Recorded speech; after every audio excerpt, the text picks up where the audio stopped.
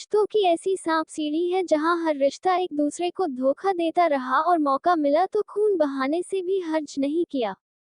एक शादीशुदा महिला को अपने पति के दोस्त से प्रेम हुआ तो पति पराया लगने लगा। मामले में ट्विस्ट तब आया जब महिला की छोटी बहन का दिल भी उसी प्रेमी पर आ गया। दोनों में संबंध बने तो बड़ी बहन विलेन दिखने लगी। नतीजतन अवैध संबंधों का यह त्रिकोण एक कत्ल का गवाह बन गया। चलिए अब आपको विस्तार से बताते हैं कि मामला क्या है। हिंदुस्तान टाइम्स की खबर के अनुसार मामला मध्य प्रदेश के रीवा जिले का है। पुलिस के अनुसार 28 साल की ममता और उसके प्रेमी भीम कुशवाहा को ममता की बड़ी बहन रानी के कत्ल के आरोप में गिरफ्तार किया गया है। रानी की हत्या बीते 27 जुलाई को हुई थी। इस वारदात की मास्टरमाइंड ममता ही थी जबकि भीम ने इसे अंजाम दिया।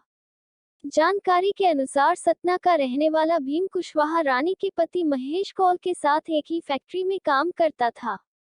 कुछ दिनों की जान पहचान के बाद भीम और महेश में अच्छी दोस्ती हो गई। दोस्ती का यह सिलसिला घर आने जाने में बदला। इसी बीच भीम और महेश की पत्नी रानी में अवैध संबंध बन गए। महेश के ड्यूटी पर जाने के बाद दोनों घंटों एक दूसरे की बाहों में खोए रहते। पुलिस के अनुसार ये सिलसिला 2010 में शुरू हुआ जो कई सालों तक चलता रहा। इस अवैध संबंध में कुछ दिन बाद ही एक किरदार और जुड़ गया जो था रानी की छोटी बहन ममता का। मामला आगे बढ़ा तो दोनों के बीच भी संबंध स्थापित हो गए। हालांकि तब तक ममता को भीम और अपनी बड़ी बहन के संबंधों की जानकारी नहीं थी। बीते 19 जुलाई को ममता के सामने उस समय दोनों के रिश्तों का सच सामने आ गया जब उसने भीम के मोबाइल में अपनी बहन के साथ उसकी अंतरंग फोटो देखी।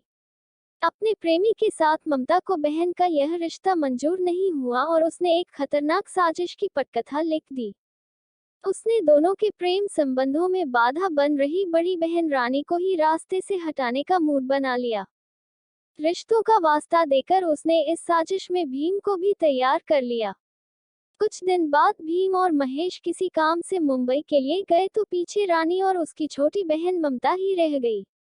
ममता की साजिश के तहत भीम महेश को छोड़कर 26 जुलाई को वापस रीवा लौट आया।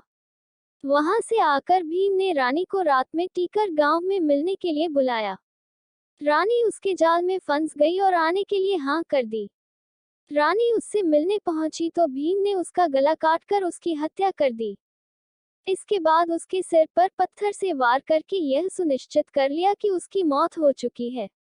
इसके बाद वह मौके से फरार हो गया और सीधा ममता के पास पहुंचा, जहां दोनों एक बार फिर हमबिस्तर हुए। इसके बाद भीम वापस महेश के पास मुंबई के लिए निकल गया। वहीं पुलिस को 2 दिन बाद वारदात की जानकारी तब मिली जब ग्रामीणों ने एक महिला का शव पड़ा होने की सूचना दी। एक पुलिस अधिकारी ने बताया कि हत्या की इस वारदात में ममता शक के घेरे में थी, जिससे पूछताछ की गई तो उसने सारी वारदात का खुलासा कर दिया। पुलिस ने इसके बाद ममता को गिरफ्तार कर लिया।